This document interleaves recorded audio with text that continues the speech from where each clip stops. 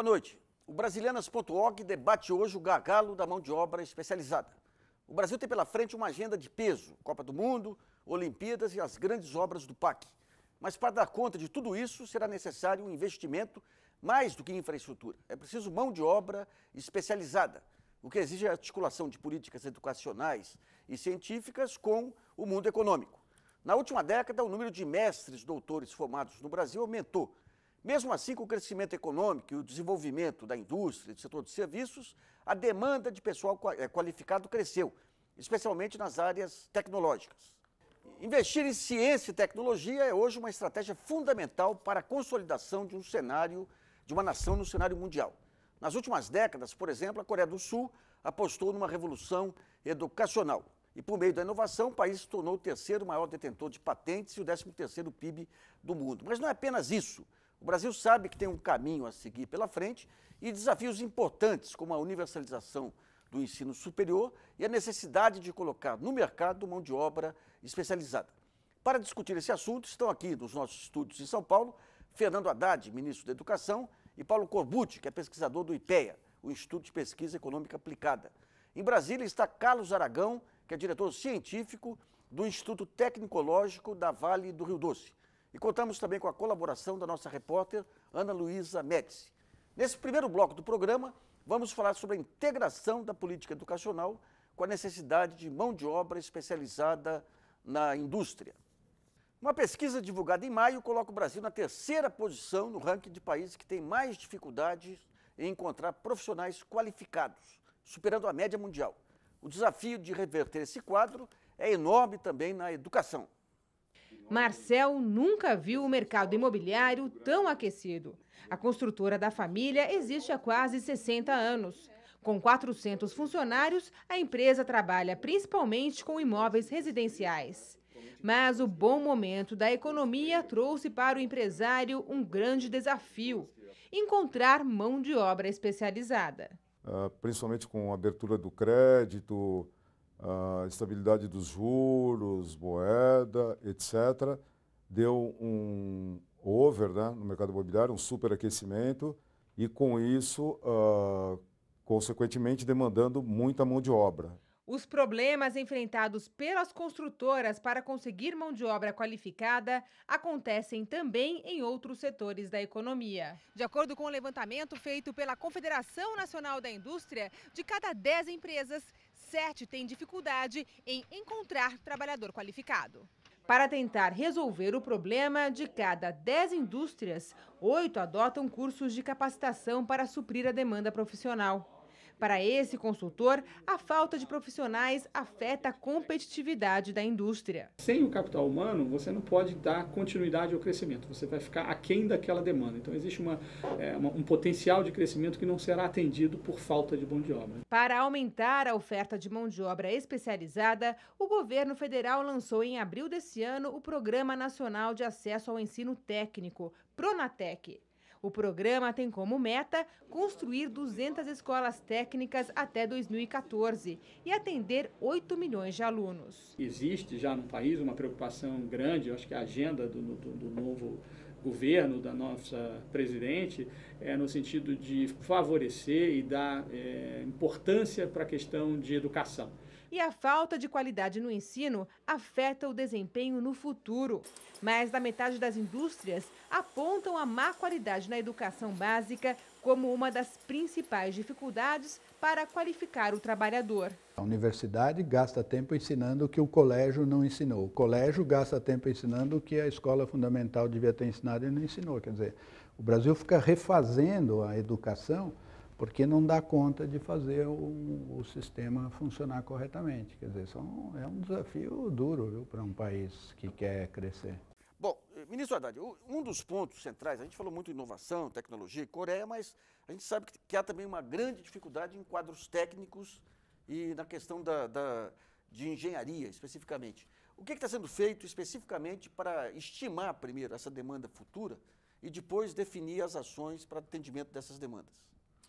Bem, Nassif, você sabe que na década passada, entre 2000 e 2010, o Brasil triplicou o número de graduados.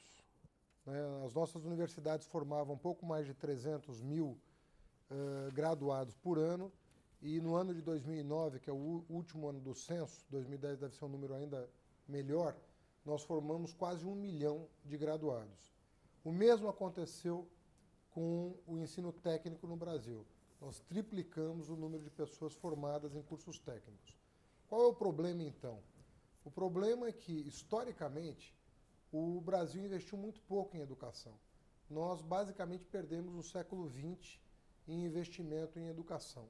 Quando, no pós-guerra, os países que você citou, a Coreia entre eles, mas não só, Coreia, Japão, a Europa aumentou muito o investimento em educação, ciência e tecnologia no pós-guerra, o mesmo valendo para os Estados Unidos, a então União Soviética. O Brasil não, o Brasil investiu cerca de 2,5% do PIB, em média, na educação por ano. Hoje nós estamos investindo 5% do PIB em investimento público em educação. Então, apesar de nós termos triplicado o número de técnicos e graduados nas universidades, o nosso patamar era muito baixo no ano 2000. O mesmo vale para a qualidade da educação básica. O Brasil, no PISA, no ano 2000, ficou em último lugar.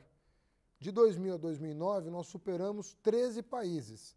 Fomos o terceiro país que mais evoluiu em qualidade.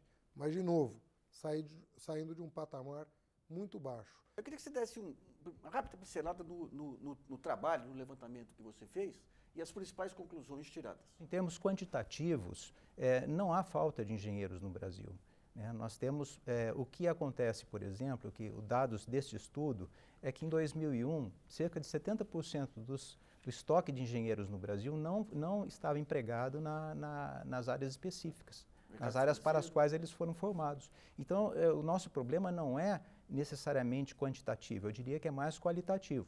Agora, num cenário econômico de baixo crescimento, certamente essas pessoas que passaram por cursos longos, de difícil realização, elas não vão para o mercado de trabalho onde não encontram uma ocupação profissional compatível. Então, elas buscam, por exemplo, se transformar num empresário de alimentação, ser um dono de lanchonete, né? Então, há um desvio muito grande nessa área de engenharia no Brasil. E, claro, isso nos anos seguintes gerou um certo desestímulo para que as pessoas buscassem. Agora, no momento em que o país volta a crescer, aí sim há isso não se recupera imediatamente. Eu queria fazer uma pergunta para o Carlos Aragão, que é diretor científico do Instituto Tecnológico da Vale. Carlos, tem um estoque de engenheiros já formados aí ao longo das últimas décadas que não estavam no setor, e engenheiros jovens que estão entrando no mercado. Quando a Vale sai a mercado, qual é o perfil médio dos candidatos que se apresentam? O espectro de profissionais que a Vale busca é um espectro bastante amplo, que inclui geólogos, geocientistas, engenheiros químicos, engenheiros de ferrovias, engenheiros de portos. E muitas dessas disciplinas, realmente o número de candidatos é reduzido. Nós temos, por exemplo, um problema concreto em relação à engenharia portuária.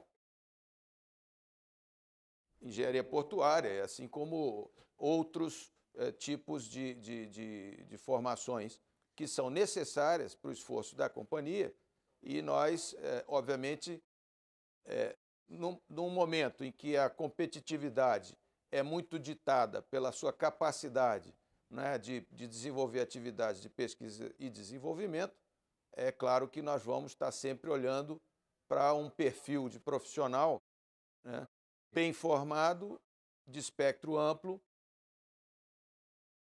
e com digamos, um viés de pesquisa e desenvolvimento. A Vale contrata esses profissionais, há cursos de reforço, cursos de reciclagem para atender as demandas específicas da Vale? A Vale tem uma universidade corporativa, que se poderia chamar uma universidade corporativa, que é a Valer, né? Ela se ocupa efetivamente de buscar um treinamento adequado para profissionais. Mas, na verdade, é preciso mais do que isso, né? É preciso que os cursos de pós-graduação do país, por exemplo, na medida em que nós estamos cada vez mais buscando profissionais que tenham a capacidade de pesquisar, né, tem a capacidade de participar de atividades de pesquisa e desenvolvimento, nós vamos ter que procurar isso no conjunto de universidades e centros de pesquisa do país, buscar gente bem formada que possa ser agregada ao esforço da empresa. Tá. Ministro, hoje eu conversava com o pessoal da Brascom e um dos problemas que tem lá, um gargalo, é na parte técnica. Então, às vezes, eles pegam pessoas mais qualificadas, pagando um salário maior, para trabalhos que poderiam ser supridos por uma formação técnica. E ele mencionou o Pronatec como uma saída interessante. Dá para explicar o Pronatec como é? O Pronatec ele tem várias dimensões, ele é um programa com várias ações. Uma das ações é a expansão da Rede Federal de Educação Profissional. Para que você tenha uma ideia da insensatez, né, do Brasil, nós chegamos a proibir por lei a expansão da Rede Federal de Educação Profissional.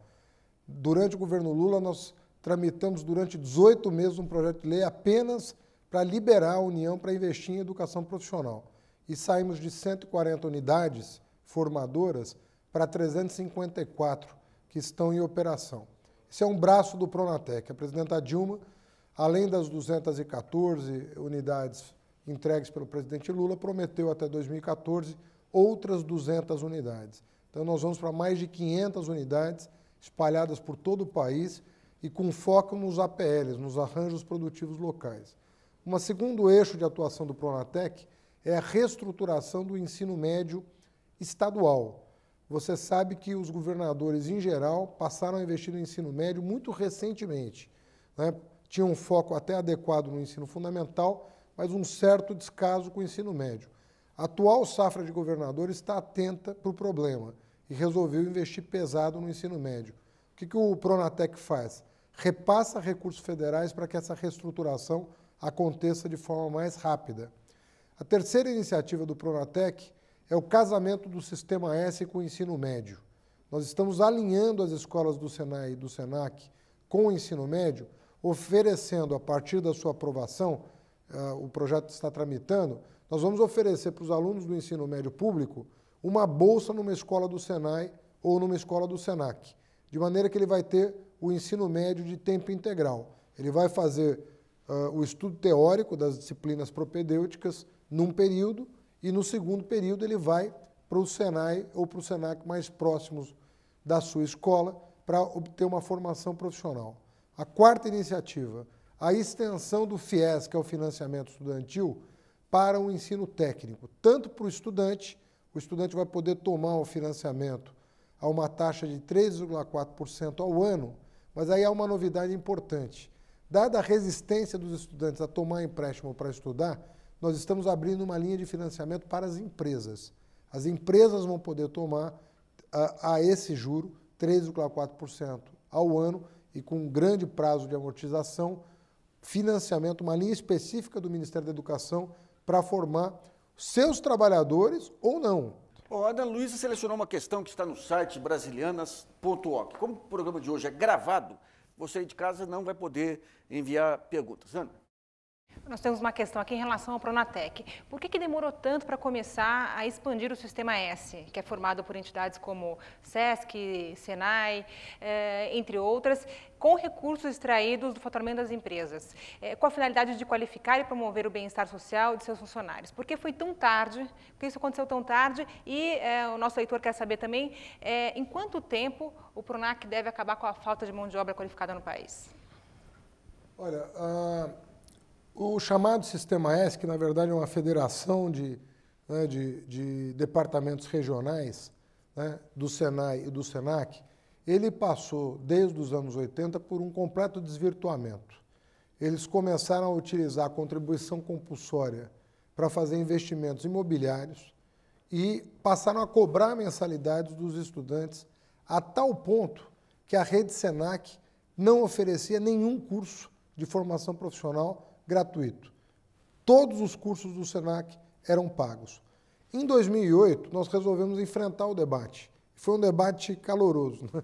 Um debate quente. Mas o que nós conseguimos a partir de uma negociação que foi dura, mas benéfica para ambas as partes? O governo conseguiu alterar a legislação com o consentimento do próprio Sistema S, por meio do qual 2/3 da contribuição compulsória, no mínimo, tem que ser comprometida com um programa de gratuidade. Feito esse movimento, né, de compromisso com a gratuidade a partir de recursos compulsoriamente arrecadados das empresas, nós passamos a considerar a hipótese de ampliar o Sistema S com novos recursos federais. Paulo, quando a gente pega historicamente, digamos, a formação técnica aqui, você tinha aquelas especialidades muito bem definidas e em baixa quantidade. Hoje você tem uma multiplicidade de setores, subespecializações muito grande, né?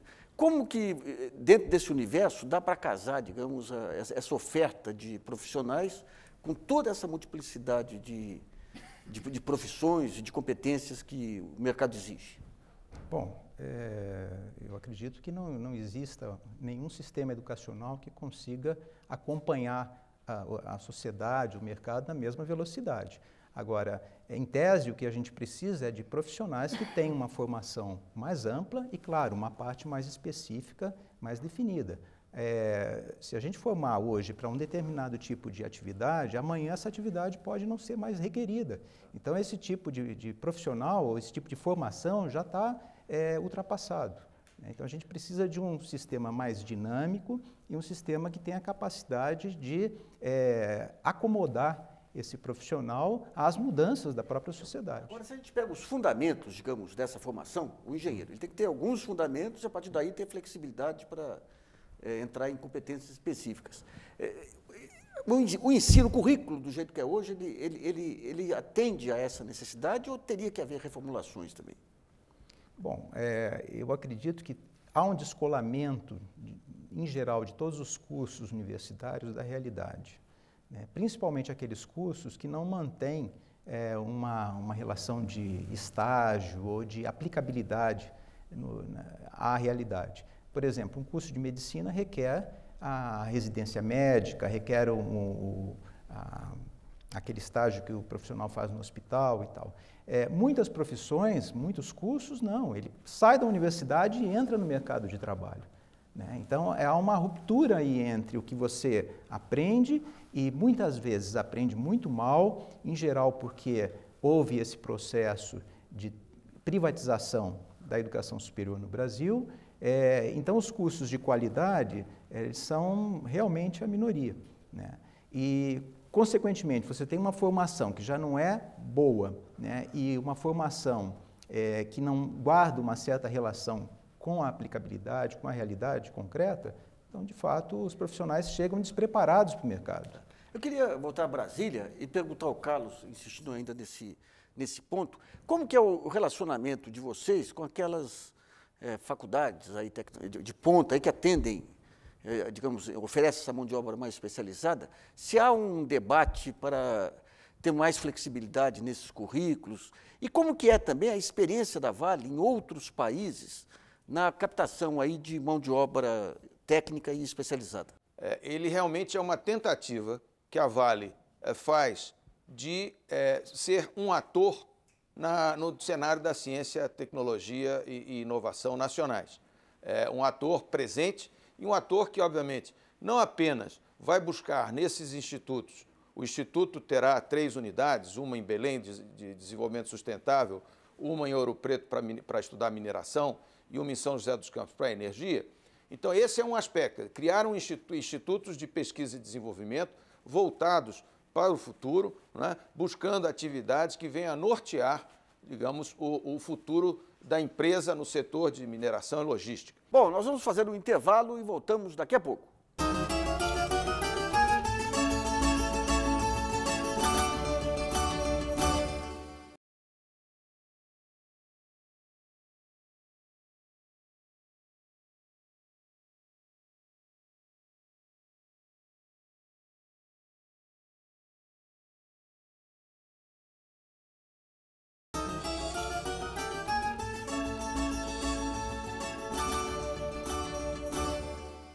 Voltamos com Brasilianas.org, que hoje discute o gargalo da mão de obra especializada. Nesse bloco do programa, vamos falar também sobre depósitos de patentes, que é um bom termômetro, não único, né, para avaliar o potencial inventivo de um país.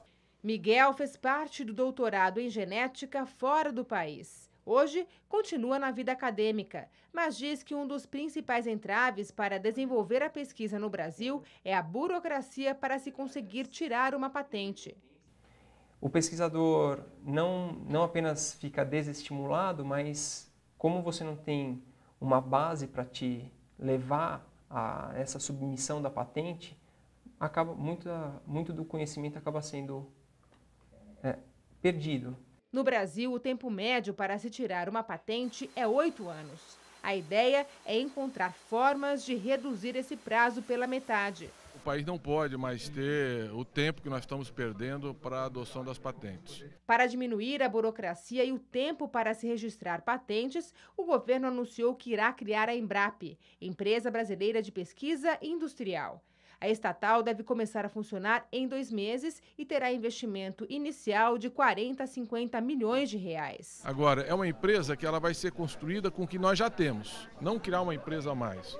Então nós vamos trazer para dentro da Embrapa, estamos chamando de Empresa Brasileira de Pesquisa Industrial, os principais centros de excelência de apoio tecnológico do Senai, eles têm alguns centros importantes, o IPT em São Paulo, os principais laboratórios do Inmetro, o INT no Rio de Janeiro, que são centros que fazem o quê?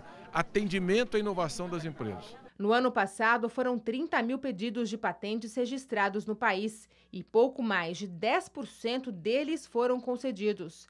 Apesar de ser a 8ª economia do mundo, o Brasil fica bem atrás de países como a China, que em 2010 registrou aproximadamente 12 mil patentes. Na comparação com os Estados Unidos, a distância é ainda maior. O país registrou quase 45 mil patentes, 12 vezes mais que o Brasil. O baixo desempenho do país na criação de patentes é reflexo do pouco investimento em pesquisa e desenvolvimento. O Brasil investe um pouco mais do que 1% do PIB, talvez 1,1%. É um percentual baixo para um país com a economia tão forte como a economia brasileira. Outro fator que preocupa os especialistas é a formação dos cientistas brasileiros. No país, além de haver poucos jovens que vão ao ensino superior, ainda tem um problema muito sério de falta de qualidade no sistema de ensino superior brasileiro. Apesar dos avanços na criação de tecnologias próprias, o investimento em importações de máquinas e técnicas ainda prevalece.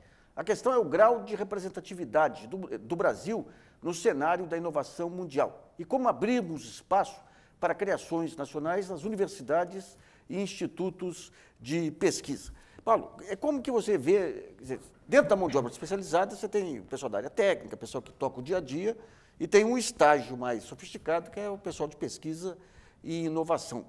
Esses problemas de sintonia entre a universidade e a economia, o setor real da economia, também se observa na área dos pesquisadores? Certamente. Aí que eu diria que nós temos que separar as coisas. Nós temos hoje uma pós-graduação de muito boa qualidade, né? Ela é líder na América Latina. O Brasil cresce a cada ano a sua participação no cenário da pesquisa mundial. Por outro lado, nós não estamos conseguindo transformar esse conhecimento ou utilizar esse pessoal de alto nível no setor, no desenvolvimento tecnológico. Então, agora, isso não é digamos, uma falha nossa. Isso está dentro de um sistema mundial onde o desenvolvimento tecnológico ele fica restrito a determinados países. Eu queria voltar a Brasília com o Carlos em relação à Vale. Porque a Vale, lá na origem dela, ela foi alavancada por inovações tecnológicas fantásticas na área de logística, navio e tudo mais aí. Hoje, se for pensar a Vale, uma multinacional do setor de mineração, e que tipo de inovação tecnológica e avanço tecnológico que vocês buscam, além da parte de logística e tudo mais, e o que vocês têm encontrado nessas parcerias com as universidades? Tem encontrado ideias inovadoras lá ou tem que demandar soluções para problemas específicos? Bom, na verdade, Nassif, as duas coisas têm ocorrido e continuarão a ocorrer. Pelo fato da Vale agora ter se tornado um ator, digamos, no fomento, né, atividades de pesquisa nas várias universidades e centros do país, ontem mesmo eu estava numa reunião para analisar projetos que foram apresentados a um edital Vale-CNPq, ou seja, a Vale fazendo uma parceria com uma agência de financiamento do Ministério da Ciência e Tecnologia, que, na verdade, é até curioso, porque no ano passado eu era presidente do CNPq, e agora estou do outro lado, né, atuando na Vale.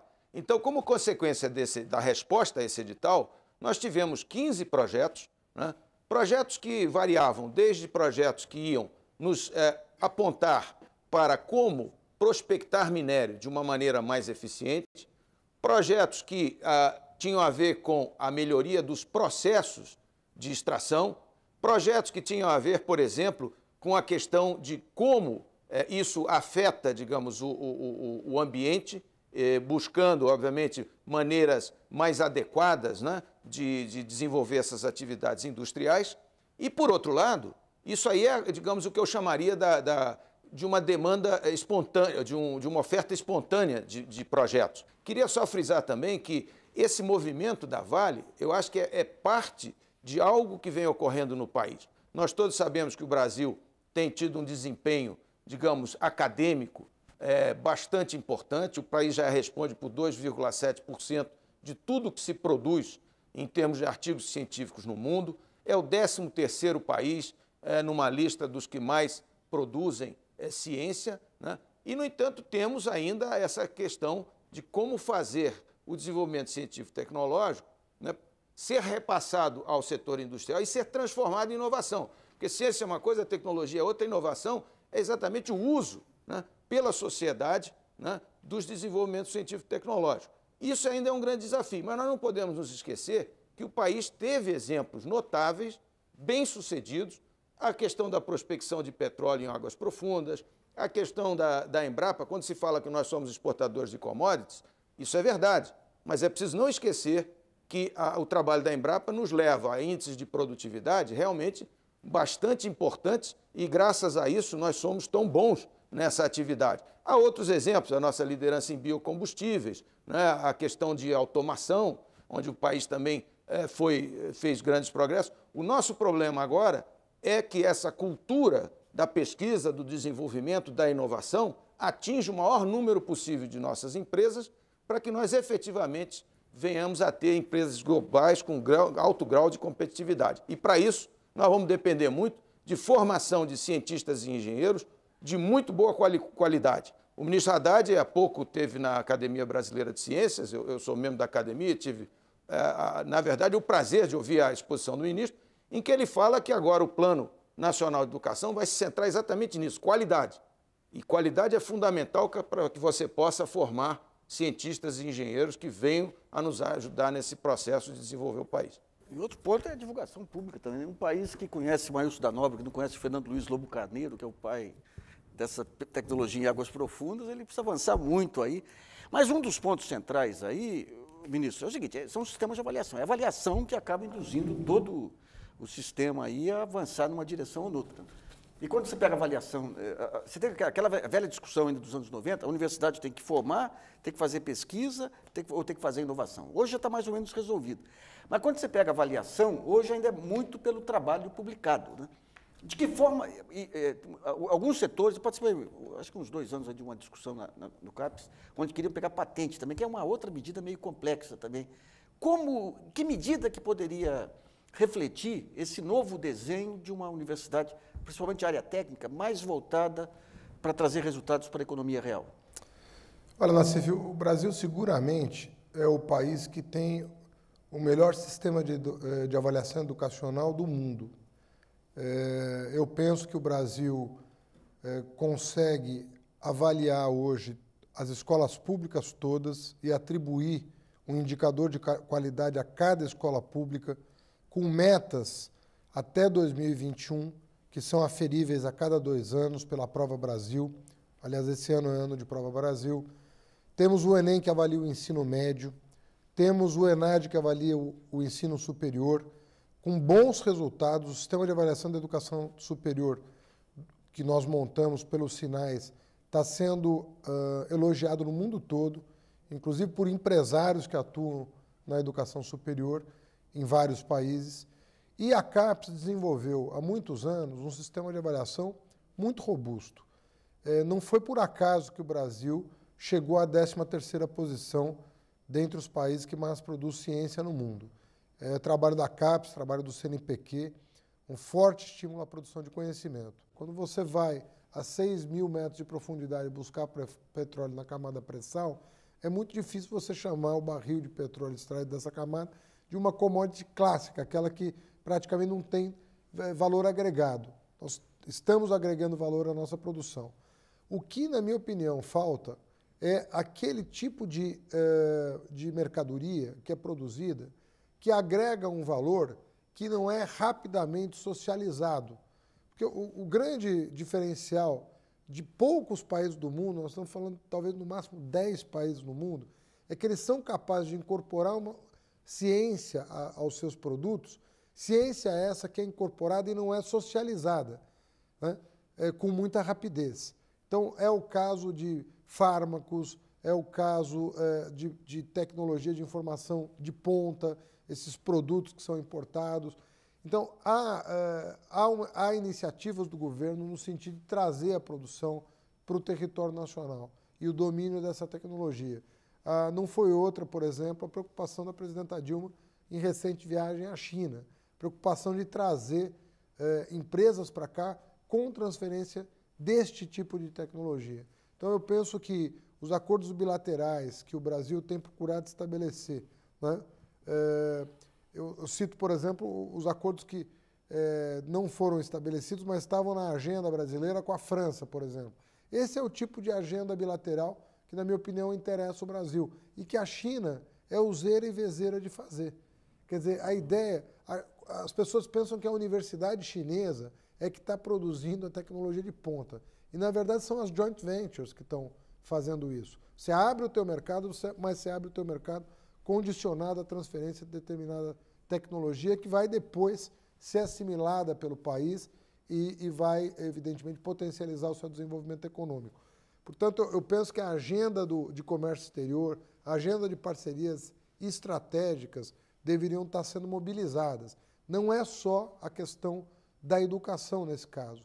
As parcerias estratégicas com foco em tecnologia têm que entrar na agenda brasileira e eu penso que já no governo Lula havia essa compreensão de que os acordos bilaterais deveriam ter o foco na questão tecnológica.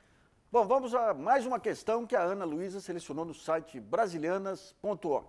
Ana.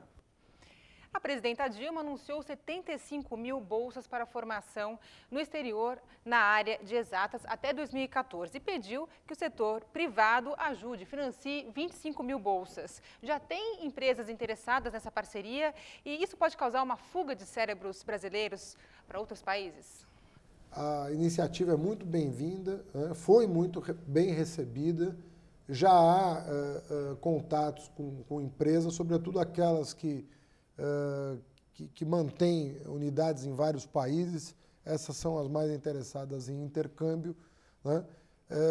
Mas nós estamos, nesse momento, mobilizando a CAPES e o CNPq para prospectar as universidades que vão receber esses alunos.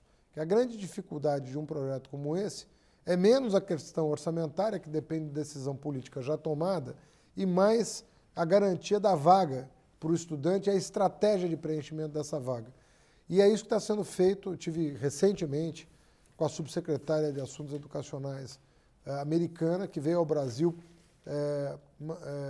com o mandato do presidente Obama para levar à frente as negociações que foram iniciadas por ocasião da sua visita ao Brasil. Há uma preocupação grande dos Estados Unidos de transformar essa vontade política em realidade efetiva, em intercâmbio acadêmico, e eu penso que nós temos a capacidade instalada na CAPES e no CNPq para potencializar, na verdade, parcerias que já existem, mas não nessa escala. Hoje nós temos cerca de 6.000 bolsas no exterior e nós teríamos que duplicar a cada ano para cumprir a meta determinada pela presidenta Dilma e nós vamos perseguir essa meta e vamos cumpri-la. Mas a estratégia definida pela presidenta Dilma é de que essas bolsas sejam do tipo sanduíche, ou seja, o aluno vai por um período e volta para a conclusão dos seus estudos no Brasil, tanto na graduação quanto na pós-graduação.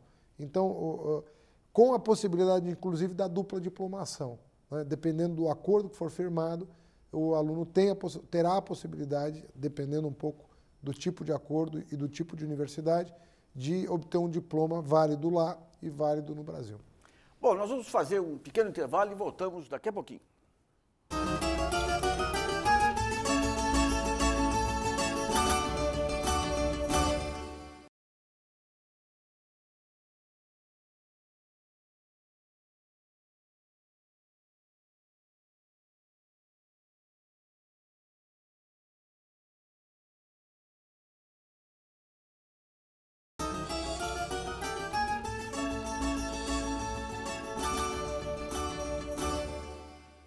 Bom, voltamos com Brasilianas.org, que hoje discute o gargalo da mão de obra especializada. Nesse bloco do programa, nós vamos falar da estratégia das empresas para qualificar a mão de obra. Dessas empresas, 1 em cada 4 declaram que esses investimentos foram ampliados. Vamos discutir agora quais as ferramentas estratégicas que estão sendo desenvolvidas para estreitar a relação empresa-universidade e qual o papel das escolas técnicas na formação da mão de obra especializada. Eu queria voltar ao Carlos Aragão, não apenas como do Instituto da Vale, mas também como CNPq também. Nos últimos anos foram criados vários instrumentos aí para que o pesquisador passe para a empresa, trabalhe junto à empresa. E várias leis aí que estão em vigor, lei do bem, toda. Na sua opinião, dando um balanço aí, quais aquelas que efetivamente pegaram e quais as que têm que ser aprimoradas para ampliar esse relacionamento empresa-universidade? Olha, Nassif, eu acho que a gente tem que iniciar com um reconhecimento de um grande avanço no país, que foi a Lei de Inovação. Essa lei de 2005 permitiu, né, que a gente buscasse novas formas de interação entre a universidade e a empresa, né, levando, por exemplo, ao compartilhamento de equipamentos, a possibilidade de professores de universidades públicas se licenciarem para começar suas empresas ou atuarem em empresas, né? E um dado muito importante é a própria prática da subvenção econômica. Pela primeira vez no país, né, o Estado brasileiro pode investir diretamente numa empresa e ter como retorno o resultado, né, da pesquisa, do projeto, ou seja, um novo produto, um novo processo, um novo serviço que é considerado estratégico. Então, isso é um ganho absolutamente fundamental, né? Eu acho que não há como negar que esse tipo de movimento, associado a outras iniciativas, né, procura criar um ambiente, né, que seja favorável à inovação. Agora, isso leva tempo, né? A cultura da inovação precisa de ser implantada no nosso setor industrial. Isso vem acontecendo, talvez a um ritmo não tão acelerado quanto a gente gostaria, mas, de novo, é a realidade, tá certo? Que nós temos que enfrentar, mas eu vejo como um desenvolvimento muito importante, né, essa consciência de que toda a base de conhecimento que foi acumulada ao longo dos últimos 50, 60 anos, eu uso até os 60 anos porque o CNPq, né, a instituição que eu tive o privilégio de dirigir no ano passado, completou este ano seus 60 anos de existência. Então, CNPq, CAPES, como já mencionou o ministro Haddad, foram fundamentais, né, para que o país criasse uma pós-graduação que é de excelente nível, para que o país tivesse profissionais qualificados. E agora chegou o momento de nós fazermos com que tudo isso aí que já foi realizado do ponto de vista de criar uma infraestrutura de conhecimento, né, possa ser repassado às nossas empresas, né, e utilizado de uma forma que nos permita efetivamente nos tornarmos atores globais. Quer dizer, as apostas que o Brasil tem a fazer hoje em dia tem que ser apostas de primeiro mundo. Não há razão para o país não buscar, né, um desenvolvimento em padrões, digamos, bastante mais elevados, né, porque ele construiu uma base que permite isso. O que nós precisamos agora é de boa gestão, nós precisamos nos preocupar, como eu já disse anteriormente, com a questão da qualidade da nossa formação, precisamos ter mais cientistas e engenheiros atuando, e as nossas empresas têm que entender, eu acho que o próprio movimento da Vale de buscar novas instituições tecnológicas, né, já mais voltadas para o futuro, que venham a complementar o trabalho de seus centros de pesquisa e desenvolvimento, né, voltados efetivamente para essa agregação de valor, é talvez uma consequência, né, de todo um movimento que até na indústria já se vê. Existe movimento pela inovação, movimento empresarial pela inovação. Nós temos que capitalizar tudo isso, né, e procurar articular todos esses atores para fazer com que o conhecimento que nós já conseguimos produzir, né, chegue à sociedade brasileira e seja identificado como um subproduto disso. Tá, ministro, alguns anos atrás, uns 10 anos atrás, a FIENG, lá em Minas Gerais, ela tentou montar, até a partir da presença do Salege, que tinha experiência com o leste europeu lá, se identificava problemas específicos de mão de obra, montava uma universidade virtual com professores da universidade, com executivos que dominassem aquele métier, davam um curso até atender aquela demanda. O senhor falou aqui dessa questão dos cursos técnicos acoplados aí a arranjos produtivos locais. Como que é feito no âmbito do Ministério essa identificação dessas demandas específicas regionais para que possam ser trabalhadas fora do contexto geral do currículo do MEC? Bom, na verdade, o Ministério da Educação trabalha com cursos mais estratégicos, mais de longo prazo. Então, a nossa estratégia de ampliação da rede federal foi identificar as cidades polo que tinham uma determinada vocação econômica e potencializar aquela vocação. Isso no que diz respeito às escolas técnicas. Então, você veja que nós estamos utilizando, inclusive, a expansão da rede para a própria reordenação do território. Nosso território foi muito mal organizado, dentre outras coisas, porque o sistema educacional foi mal organizado. Como ele ficou concentrado nos grandes centros, você concentra a qualidade da educação nos grandes centros. E a empresa busca profissionais qualificados, acabou se concentrando nas regiões metropolitanas. Nós estamos exatamente vivendo um movimento inverso. Nós estamos levando o sistema educacional de qualidade para o interior e isso vai acabar ou atraindo novas empresas ou qualificando as empresas já instaladas. As demandas específicas da indústria costumam ser atendidas pela rede Senai. O Senai tem uma larga tradição em identificar demandas específicas e oferecer um tratamento ali de curto prazo para dar o atendimento específico que pode, inclusive, ser desmobilizado depois. Tá. Não necessariamente ele fica instalado lá.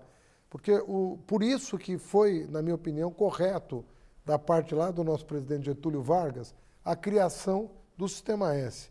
Foi uma maneira inteligente de procurar responder às demandas da indústria, do comércio, do setor de serviços, numa gestão ágil. A gestão é privada, embora os recursos sejam públicos. Então, ele é um híbrido, o Sistema S. Recursos públicos e gestão privada com essa interação com os demandantes de pessoal qualificado, ou seja, com essa interação com as empresas. Tá. Paulo, em relação à maneira como as empresas tentam capacitar os seus funcionários, vocês chegaram a fazer algum mapeamento das modalidades de preparo, se aquelas que já contratam de uma vez e o sujeito aprende no dia a dia, aquelas que têm cursos, têm parcerias com outras instituições, como é que é esse universo de preparação do funcionário quando ele sai da escola ou da universidade para a empresa? Não, de fato, o estudo do IPEA não teve isso como objeto. Mas o que se sabe é que realmente as empresas maiores elas têm condição de fazer isso. As empresas pequenas e médias empresas já não têm essa infraestrutura instalada, essa capacidade de fazer formação no tal chão de fábrica, né? Então, isso certamente vai ser agora bastante estimulado a partir da ampliação da rede federal de educação técnica e tecnológica. Tá.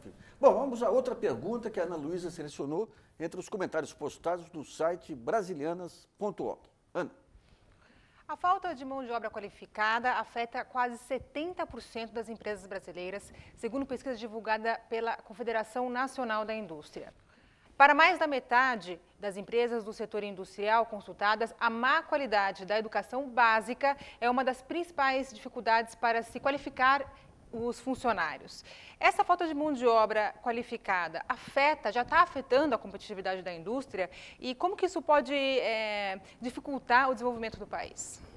Sim, afeta a qualidade da produção industrial, afeta a qualidade dos serviços de uma maneira geral. Por exemplo, nós vamos ter Copa do Mundo, Olimpíada, e nós não temos pessoal qualificado para trabalhar na área de turismo, né? Por exemplo, pessoal bilíngue, pessoal que tenha condições de receber esses turistas que vão chegar ao Brasil, e vêm para esses grandes eventos. Então, de uma maneira geral, a qualidade, eu diria que o nosso problema continua sendo a qualidade e não a quantidade. Como nós vimos, nós temos várias profissões em que há uma quantidade grande de profissionais formados, mas resta saber qual é a qualidade disso. E sobre essa questão da qualidade da educação básica, eu gostaria de pontuar o seguinte: a qualidade da educação ela não se restringe ao ambiente escolar.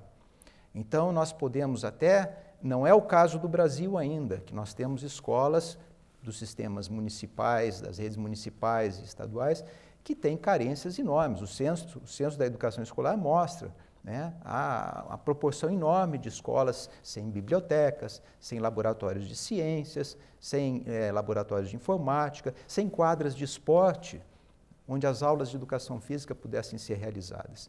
Então, nós precisamos sim garantir essa infraestrutura básica necessária, que ela é necessária, porém insuficiente. Porque tem outras questões, como formação de professores, valorização, e as questões que são extrínsecas à escola, que é a família do aluno, que é o aluno, né, que como nós temos uma desigualdade social muito grande, mesmo que nós tivéssemos escolas iguais para todos, certamente o rendimento desses alunos seria diferenciado.